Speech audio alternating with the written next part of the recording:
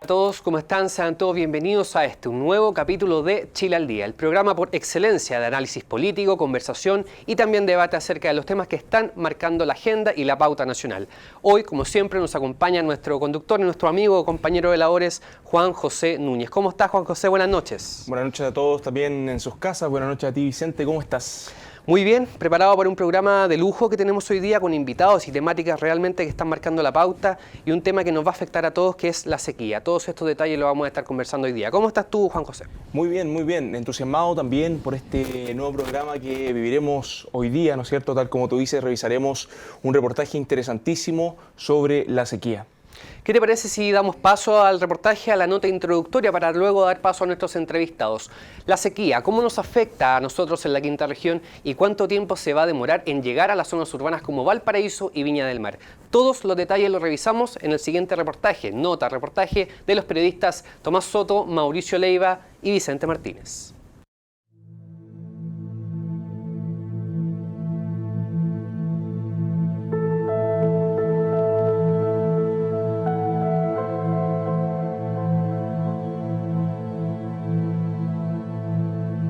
Reciclar el agua de la lavadora, guardar el agua de las lluvias. Este panorama parece lejano a nuestra zona urbana, pero en algunas regiones de Chile es una realidad bastante presente. ¿Por qué? Porque el agua se está acabando.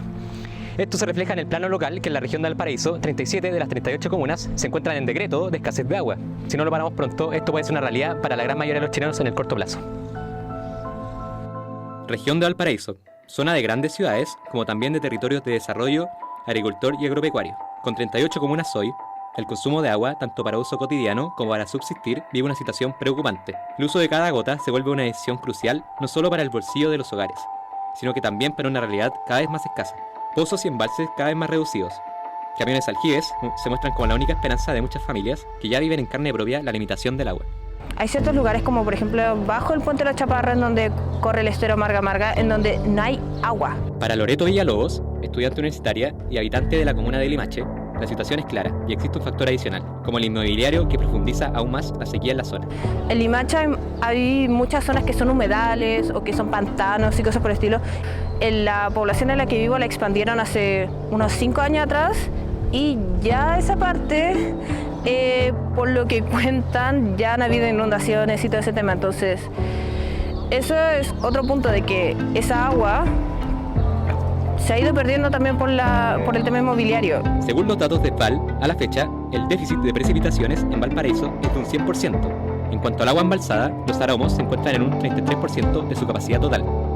Y Peñuelas ni siquiera llega a un 0,1%. Mientras que el tranque La Luz se encuentra en un 57%. Lo cierto es que la realidad es aún peor.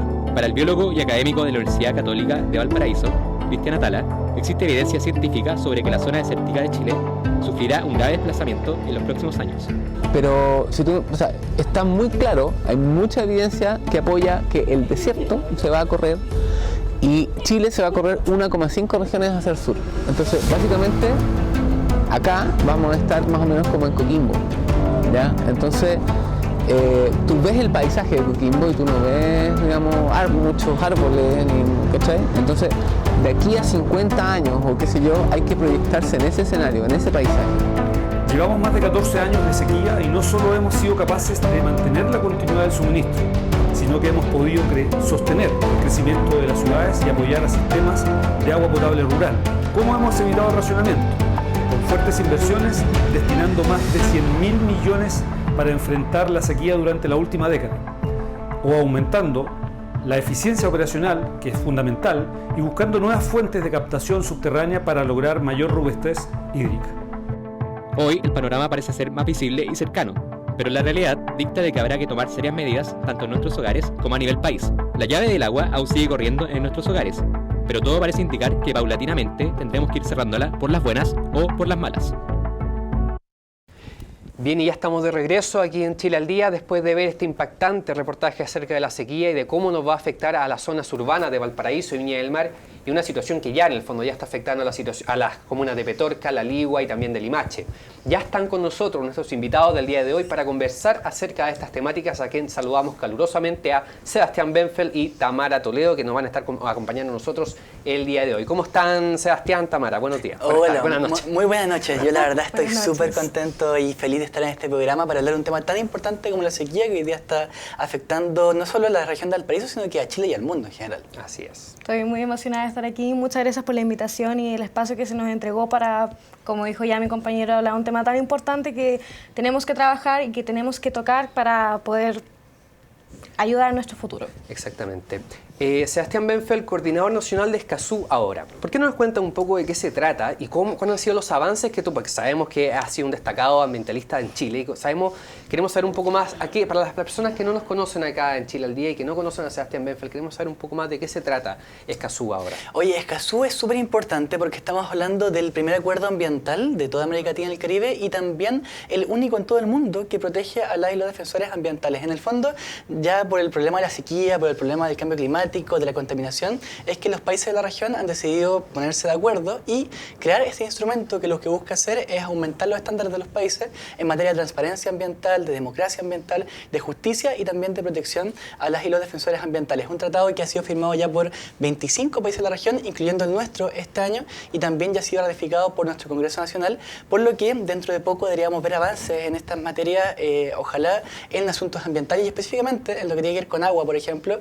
Hoy día sabemos que hay una sequía muy grande, pero lamentablemente no tenemos información respecto de cuál es la cantidad de agua disponible, por ejemplo, para consumo humano, para consumo industrial, etc. O sea, en lo concreto, más del 50% de los derechos de agua no están catastrados. Y ahí el Acuerdo Escazú lo que dice básicamente es que las empresas tienen que hacerse cargo y el Estado también de transparentar esa información y ponerla a disposición de la ciudadanía y todos los actores para que podamos tomar también más buenas decisiones. Sin duda un tremendo avance que en el gobierno de Piñera muchas veces no se pudo avanzar y que afortunadamente se pudo en el fondo llegar a buen puerto en el gobierno de Gabriel Boric, este año de hecho. Exactamente. Tamara Toledo, ex vocera de Fridays for Future, un movimiento que nació con Greta Thunberg por allá 2016, 2017 si no me equivoco, 2019. O tú me puedes corregir también. ¿Por qué no 2019. Sí. ¿Por qué no nos cuenta un poco de qué se trata y qué es más o menos lo que hacías tú y cuál es la labor que tiene este movimiento acá en Chile? Bueno, yo empecé siendo vocera, bueno, en realidad empecé siendo activista, parte del grupo de activistas que representaban el movimiento en la ciudad de Concepción, de donde yo provengo,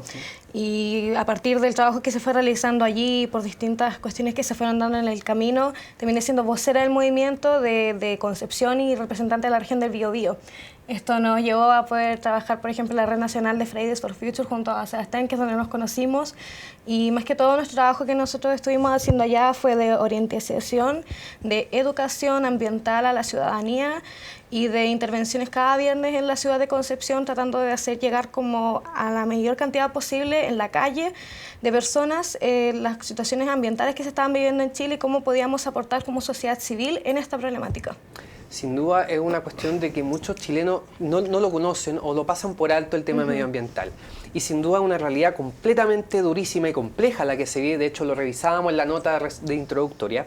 Y con respecto al cambio climático y a la sequía directamente, que es el tema que nos convoca hoy día y que fue parte de la nota, ¿qué cosas o qué hábitos nosotros como chilenos, como personas comunes, deberíamos empezar a cambiar de cara a este escenario tan complejo que se nos viene? Duchas más cortas, riesgos con menos agua, hacer plantaciones que muchas veces yo me acuerdo que vi una noticia de la alcaldesa Matei que instaló plantas que requieren menos agua. ¿Por dónde deberíamos empezar nosotros para en el fondo aceptar este cambio climático y partir en el fondo siendo más eficientes? ¿Cómo lo podemos hacer? Yo como opinión personal solamente diría que el problema del cambio climático, el problema ambiental y en particular incluso el problema del agua es un problema que tiene que ver con un modelo de desarrollo que se ha instalado en Chile y el mundo que hoy día está justamente produciendo esta realidad.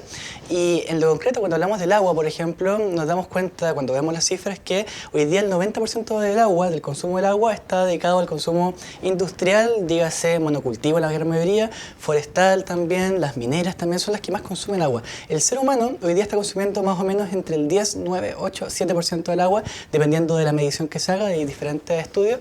Y de ese consumo yo creo que nosotros no tenemos mucho que aportar realmente al combate de la sequía. Y por más que uno se duche en 3 minutos, 2 minutos, si es que los monocultivos están gastando, por ejemplo, 1000 litros de agua por segundo, no tenemos mucho que aportar nosotros. O sea, sí, hay mucho que aportar, pero no en la ducha corta, no en el cuidado del agua personal, que es útil para la conciencia, pero yo creo que tenemos mucho más que aportar votando, por ejemplo, por personas que están comprometidas con cambiar el código de agua, por ejemplo, para que se priorice el consumo humano, el consumo ecosistémico, o que estén personas también por un cambio constitucional para derogar el artículo 19, numeral 24, inciso 11, que establece, por ejemplo, que el agua es un bien privado en Chile. Entonces, yo creo que para allá hay que enfocar nuestros aportes como ciudadanos, como actores políticos, más que como cuestiones personales que uno puede hacer el día a día, que más que ayuda psicológica o de conciencia, en la realidad no aporta mucho al problema de fondo, creo yo. Okay. En mi caso, yo trabajaría mucho más, completamente concuerdo con la opinión de Sebastián, de que finalmente el aporte en la crisis climática que nosotros tenemos como sociedad civil es bajísimo. O sea, hasta lo que yo recuerdo en estudios era aproximadamente el 1 o 2% de lo que es la crisis climática en su totalidad. Y esto significa de que en realidad nosotros como sociedad civil y el aporte que tenemos en la crisis climática es bajísimo. Aún así, yo soy fiel creyente de que uno, desde el espectro de lo que uno trabaja y lo que uno hace en su cotidianeidad, igual puede aportar con un pequeño granito de arena.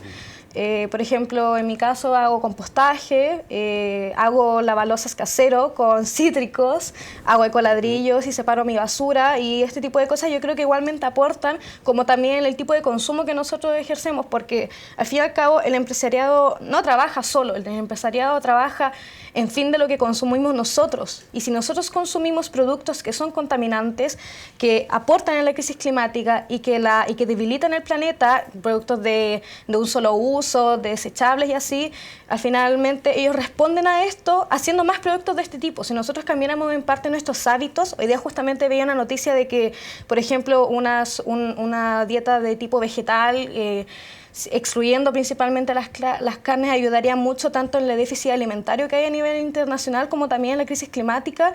Aporta directamente en poder ayudar como sociedad civil en esto, y así los empresarios responderían en teoría con esto. Tú mencionabas desde el tema político, de la esfera, Sebastián, cuando hablábamos del artículo 19, numeral 24, inciso 11, del Código de Aguas particularmente, estamos hablando de la esfera política. ¿Qué tanto pesó el rechazo a la nueva Constitución para ir mejorando estos temas medioambientales, particularmente en el asunto de las aguas? ¿Qué tanto fue el espaldarazo en el fondo? No, fue realmente triste el resultado que tuvo el plebiscito de salida de la Convención Constitucional, porque justamente ese artículo que mencionábamos es el artículo de la actual Constitución Política de la República, fraguada en dictadura, que desde ahí cimentó las bases para el modelo privado de agua que tenemos hoy día, del negocio del agua que hay hoy día en Chile. Y lo que quería hacer la clase política en general de este último tiempo es cambiar ese artículo. De hecho, hace poquito, en enero del 2020, si no me equivoco, se hizo una propuesta en el Senado para derogar ese artículo específicamente y cambiarlo por todo ser humano tiene derecho al agua potable. Una cuestión que es lógica, es muy obvia, pero lamentablemente cuando se presentó tuvo mucho apoyo, tuvo 24 votos a favor. Pero hubo 12 personas que lo rechazaron. Y como era un artículo con quórum constitucional, se rechazó la propuesta.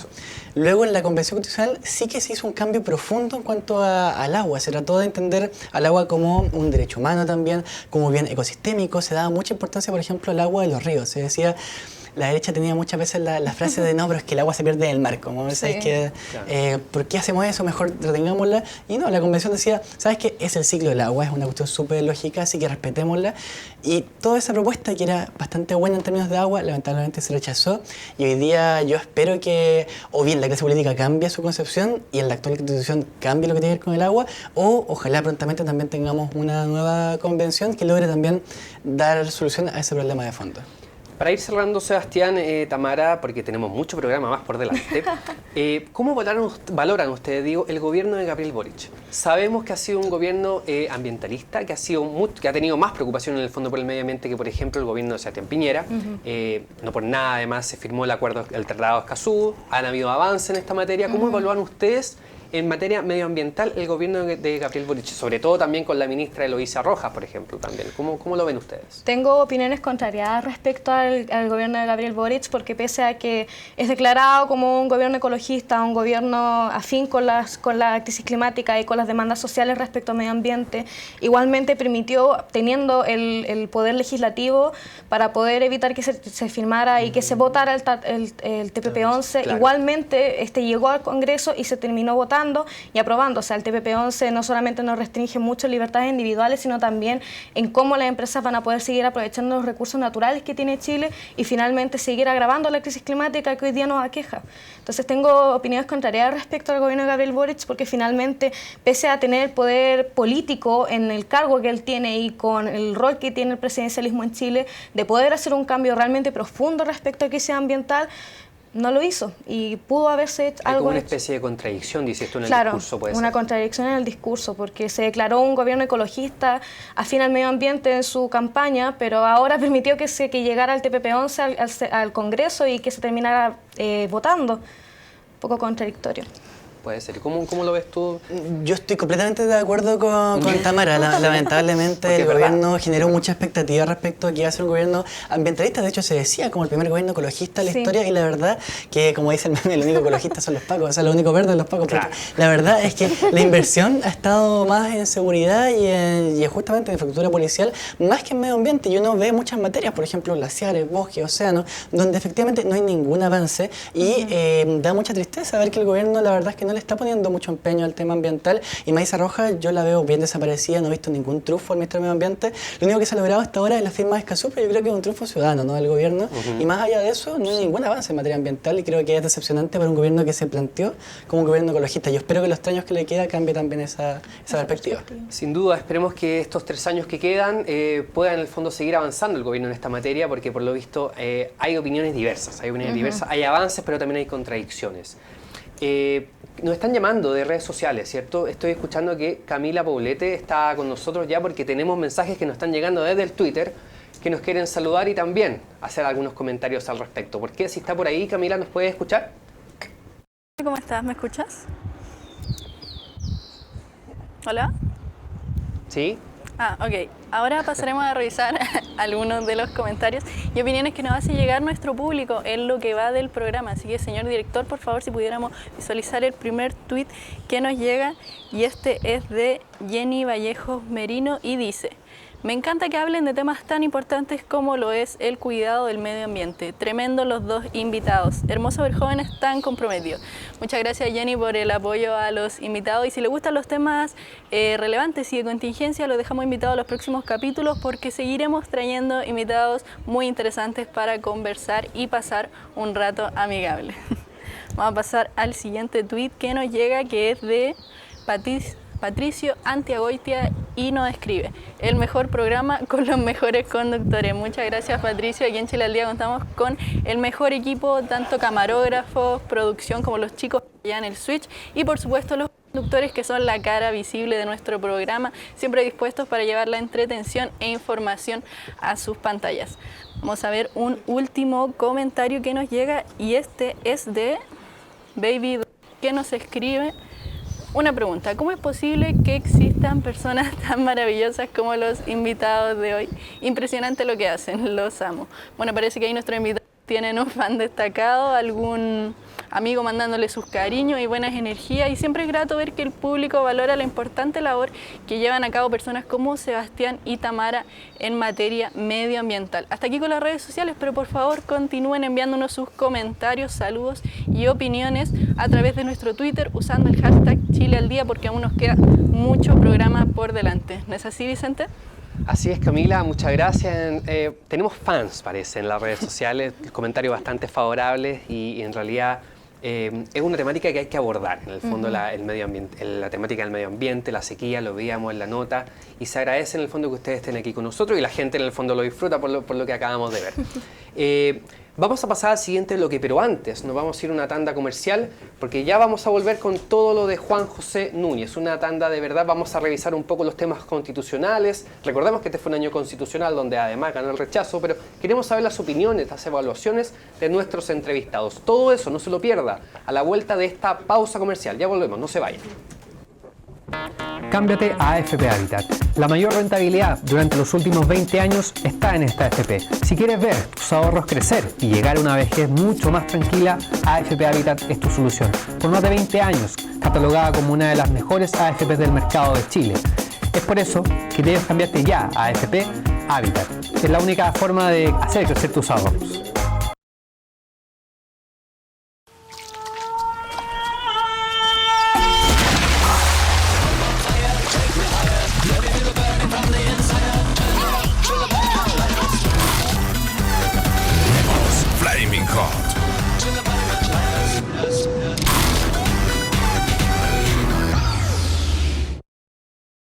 rápido o más...? Bueno, volvemos entonces, tal como decía Vicente, a este nuevo bloque en el cual me gusta llamar Juanjito Comunica. ¿Por qué? Porque es un bloque más distendido, más relajado, en donde no conversaremos tanto seriamente de la política, sino que la abordaremos desde una mirada un poquito, no cómica, pero sí más relajada. Es una sección en la que me gusta llamar comentario, nota y palabra. Estaremos revisando distintos personajes de la política en general y les voy a pedir que ustedes me den ambos una nota, un comentario y una palabra con la que definen a ese personaje político. Sin más rodeos, vamos a partir con la primera persona, ¿ya? Ella es una mujer que durante el año pasado estuvo, lamentablemente, y para bien y para mal, en boca de todos. Es la expresidenta de la ex Convención Constitucional, Elisa Loncón. Vamos a partir con Tamara. Tamara, te quería preguntar, que me digas y que le digas también al público en sus casas, una nota, una palabra con la que define a Elisa Loncón y un comentario. Definiría a Elisa Loncón con la palabra de liderazgo. Tiene un liderazgo impresionante, una buena oratoria, un buen desempeño político. Quizás mi nota sería un 7, 6, porque pudo haber hecho más en materias de pueblos indígenas siendo parte de los pueblos indígenas. ¿Sebastián? Sí, si es que la nota es del 1 al 7, yo creo que también hubiese pensado primero en un 7, después del comentario de la Tani, bajo un 6, 6, 5 para amarillar, porque sí creo que fue una tremenda persona que tuvo un gran liderazgo, pero por sobre todo para mí creo que es una persona histórica. Yo creo que esa es la palabra que la define, porque es primera vez que una mujer de pueblos originarios logra llegar a un cargo tan importante como fue la presidencia, derechamente, de un órgano del Estado como fue la Convención Constitucional. ¿Y una palabra con la que define? Histórica. Histórica. Derechamente. Bueno, continuamos con Jaime Baza. Seguimos en la convención, no nos vamos de ahí todavía. Y ahora pasamos con el ex vicepresidente de la convención. Vamos a partir por ti, Sebastián. Una palabra y una nota. Una palabra para Jaime Baza yo le diría innovador, porque creo que fue una persona que supo entender el momento político que se vivía en ese entonces y hacer una política nueva, distinta, que partió con un cambio de lenguaje. De hecho, fue lo primero que llamó la atención, hablar de nosotras, por ejemplo, poner el femenino por sobre el masculino, e intentó también hacer una política que era mucho más abierta, participativa, inclusiva, que la que hoy día vemos, por ejemplo, en el Congreso, en diferentes espacios. Así que me quedo con innovador y nota. Así que yo ando generoso hoy día, pongo 7 también, 6-5 ya para no andar tan generoso. Para no andar tan generoso, un 6-5. ¿Y tú, Tamara? Yo creí que las notas iban del 1 al 10, entonces por eso puse 7. Ah, no, yo pensé en 7 como máximo. Jaime Baza, realmente he seguido poco el trabajo de Jaime Baza, tengo que hacer un mea culpa respecto a eso, por lo tanto no sabría muy bien cómo bajo qué espectro calificarlo, pero por el poco trabajo al cual he estado pendiente respecto a lo que él ha hecho, pondría un... ¿Nos quedaremos en la escala del 1 al 10 o del 1 al 7? Del 1 al 7 quedamos mejor, ya Ya. que partimos así. Ok, un 5. 5-5, ya 5-5, no se tan pesado. Perfecto, Pobre 5-5. Igual no se han ido tan mal evaluados los No, hasta ahora vamos bastante Hasta ahora bien. vamos bastante bien, pero viene una persona que es bastante polémica. Igualmente dejamos a todos invitados en sus casas que también pueden participar a través de las redes sociales en esta temática. Como les digo, una persona que ha sido bastante polémica. ¿Quién es? Teresa Marinovich. Quiero partir por Tamara. Chura. Una nota. Yo soy media pesada. Pondría un 2 por no poner un 1.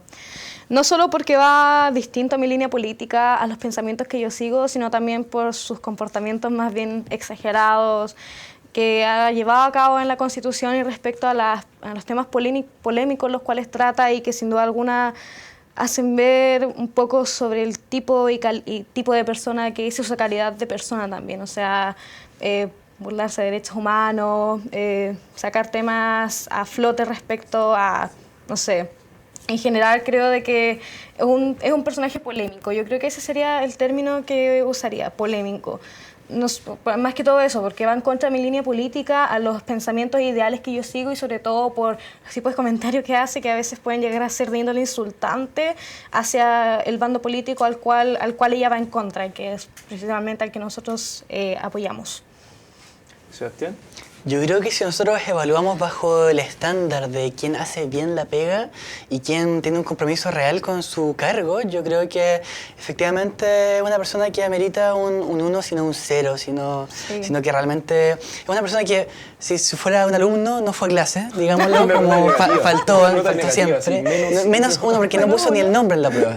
Y aparte cuando iba era bueno para la chacota, para molestar y como tú dices tú, yo creo que para insultar, yo creo que es una persona que entendía su pega, su trabajo, como destruir la convención desde adentro. Yo creo que ese fue el ímpetu siempre. Nunca fue llegar a acuerdos, llegar a consenso, establecer una constitución que sea convocante para la gran mayoría, sino que por el contrario, su intención fue siempre hacer problemas, o sea, ser el meollo del asunto, ser como la chispa que haga explotar la convención desde adentro mismo y desde ahí perjudicarla reputacionalmente de todas las formas posibles. Así que no, para mí un 0, y si le pongo una palabra, diría nefasta.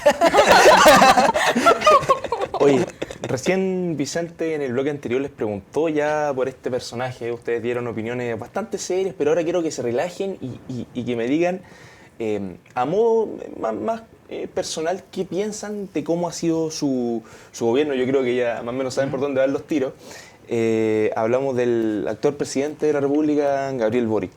Una nota, un comentario. Un 5-5, un 5-5.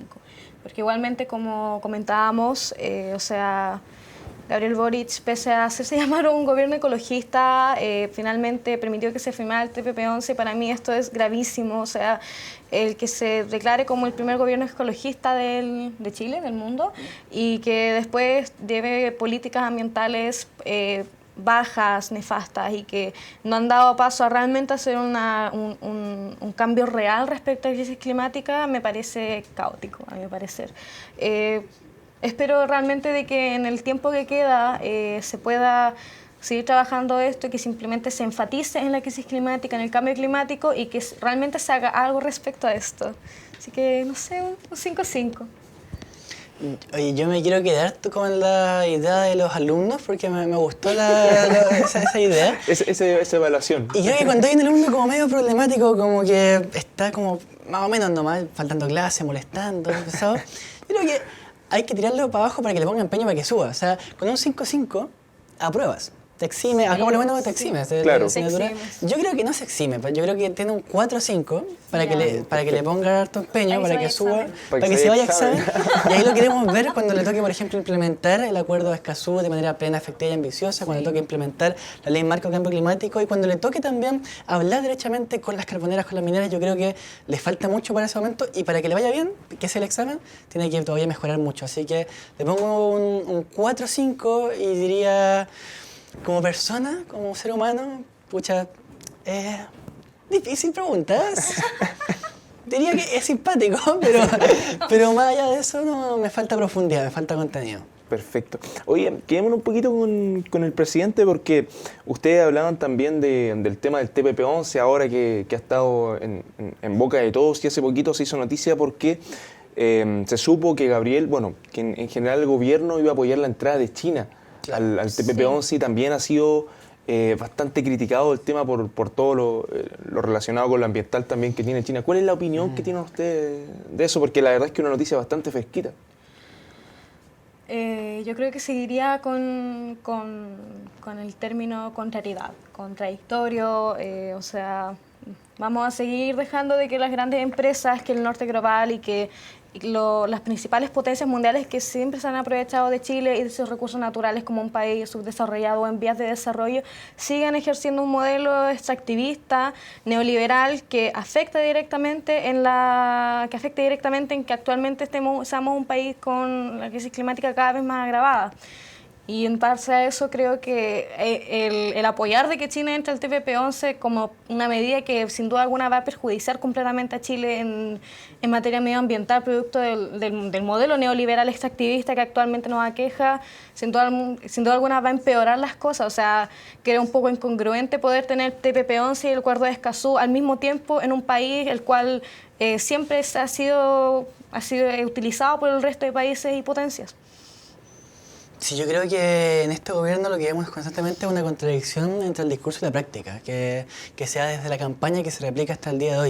En la campaña vimos una campaña bien entusiasta por ejemplo, la defensa del medio ambiente, donde había una gran expectativa del tema, sí, claro. Y por otro lado también un rechazo contundente, muy contundente, a las violaciones de los derechos humanos en todos los países. Y creo que fue una cuestión que caracterizó mucho a Boric y que se paraba sin ningún problema a decir, yo estoy contra Venezuela, estoy contra Cuba, estoy contra China.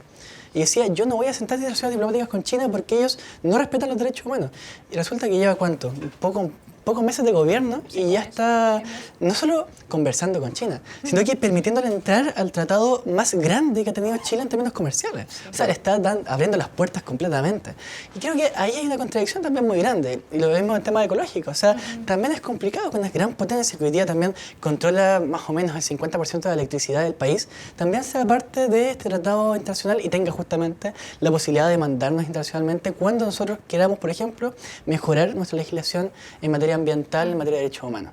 Justamente eso ha estado súper criticado por el tema del TPP-11. Sí. Oye, una cuota de humor. Había un tuit que se hizo súper viral que decía: el diputado Gabriel Boric interpelará al presidente Gabriel Boric por el acuerdo que quiere lograr con China.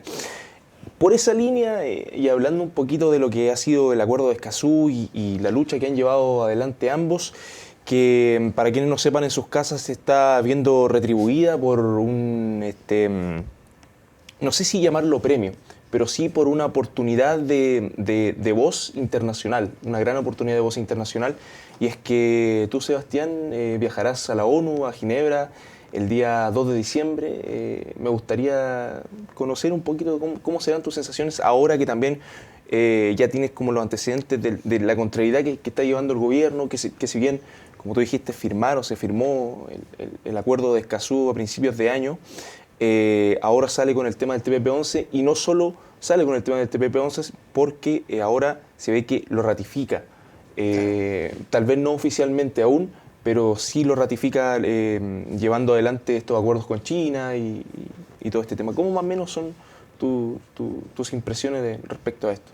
Sí, yo efectivamente el lunes 28 de noviembre, ahora en una semana más, ya voy a estar viajando hacia Ginebra, hacia una de las sedes principales de Naciones Unidas en el mundo, para justamente hacer dos cosas. Por un lado, reunirme con actores internacionales que son relevantes. Hablo de embajadas o más bien misiones diplomáticas de diferentes países relevantes que están hoy día afectando a Chile de una u otra forma, y también con algunas organizaciones y organismos. Voy a juntarme también con hartos organismos de Naciones Unidas, con ONU Derechos Humanos, ONU Medio Ambiente, UNESCO, UNICEF, etcétera, como otros organismos para tener reuniones durante esa semana que va a ser clave, una semana donde espero tener más o menos 36 reuniones. No sé si lo logre, pero como el objetivo más o menos para esa semana. La semana más tranquila de Sebastián Benfeld de su vida. Exactamente.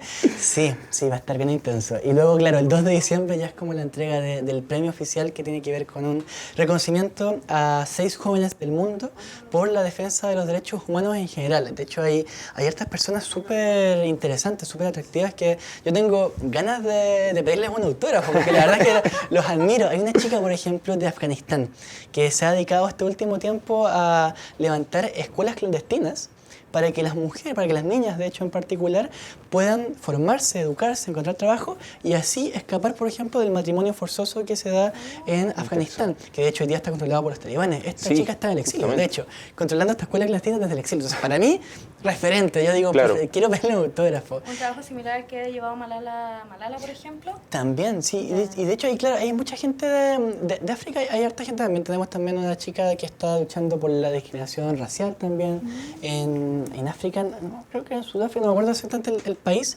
pero también son tremendas personas que están luchando por derechos humanos en diferentes países, que nos vamos a encontrar ahí ese día en Ginebra, Naciones Unidas. Oye, Tamara, y sobre esa misma línea, preguntarte a ti, ¿qué opinas de este reconocimiento que entrega la ONU, no solamente a Sebastián, sino que a los jóvenes por la lucha que se lleva adelante? ¿Te motiva a ti a seguir dentro de la misma lucha? Se lo merece.